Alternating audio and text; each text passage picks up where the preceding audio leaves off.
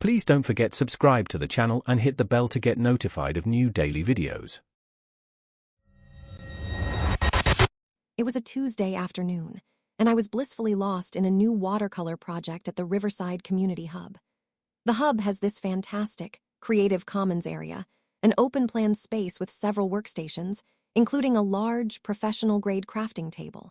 It's got specialized lighting, power outlets, and a huge, resilient surface perfect for any art or craft project. I often snag it early to get some quiet work done. I was about halfway through my landscape, enjoying the ambient chatter and the distant hum of activity, when a woman I'll call Cindy stomped up to my table. She had a precocious-looking boy, probably about 10, trailing behind her, clutching a large art portfolio. Cindy planted her hands on her hips, her gaze sweeping over my supplies as if they were an infestation. "Excuse me," she began, her voice dripping with an almost theatrical politeness that immediately put me on edge. "You need to vacate this table. My son, Marco, has a private art tutorial starting, and this space is reserved for him." I blinked, genuinely confused. "I'm sorry, I don't think so. This is a public crafting table. It's first come, first served. I've been here for over an hour, and I haven't seen any reservation sign or anything of the sort." Cindy let out a scoff that could curdle milk. "Oh, but it is reserved. I specifically requested the best table for Marco's session. He's incredibly gifted, you see, and needs a proper environment to flourish. I rented out Classroom C for his tutor, and that rental includes access to the premium facilities." I tried to keep my voice even. "Ma'am, Classroom C is a private room down the hall. This is the Creative Commons. It's a public space. Renting a room doesn't give you exclusive rights to the entire common area, let alone this specific table. If you wanted this table, you'd need to book the entire Creative Commons, which is a very different and much more expensive rental." Her face began to redden. "Are you implying that I, a paying customer, am mistaken? My son's artistic development is paramount. Do you know how much I'm paying his tutor? This table is integral to his learning experience." She gestured wildly at Marco, who was now just staring at me with a bewildered expression. "He needs the space, the light, the special surface. Your little doodles can wait." "My little doodles are a commissioned piece, and I'm not moving," I said, my patience wearing thin. "This table is public. Unless you can show me a booking confirmation for this specific table, I'm staying put." She reached into her oversized handbag and pulled out a crumpled piece of paper, shoving it towards me. "Here, it says Riverside Community Hub Rental Agreement." I glanced at it. Sure enough, it was a rental for Classroom C, 2 p.m., 3 p.m. Nothing about the Creative Commons, nothing about the crafting table. "This is for Classroom C, Cindy, not this table. There are other tables available in the Creative Commons, or you can use your rented classroom." I gestured to a smaller, less equipped table nearby. "Or perhaps your son's gifted hands can work on one of those." She looked like I had just insulted her entire lineage. "This is unacceptable. My child deserves the best.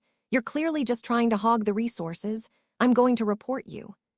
She then proceeded to march over to the main reception desk, her son trailing miserably behind her, occasionally looking back at me with an apologetic shrug. About 5 minutes later, Walter, the community hub manager, walked over, a weary expression on his face, with Cindy huffing indignantly beside him. Walter had always been a reasonable guy, and I watched as Cindy launched into a theatrical recounting of my supposed obstruction and selfishness. Walter listened patiently, then turned to me.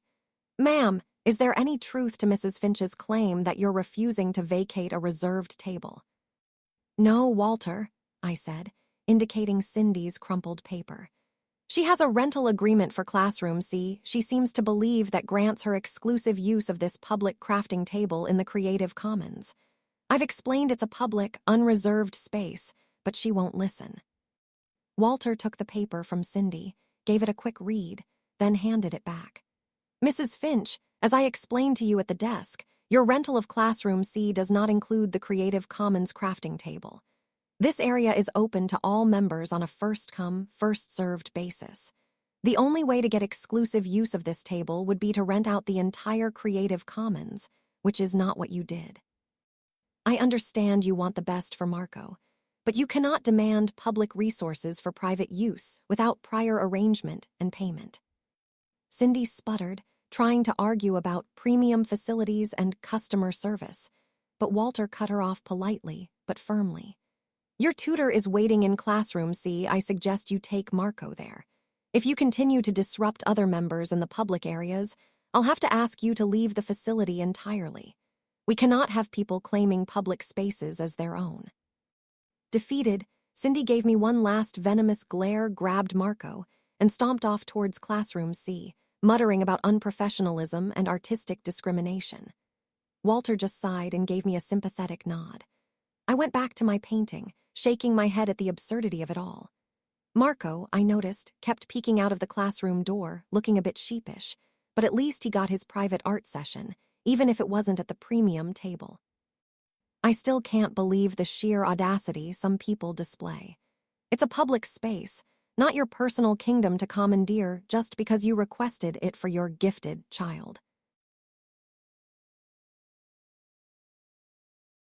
If you enjoyed this video, please hit the thumbs up button to like it. And please do subscribe to support the channel.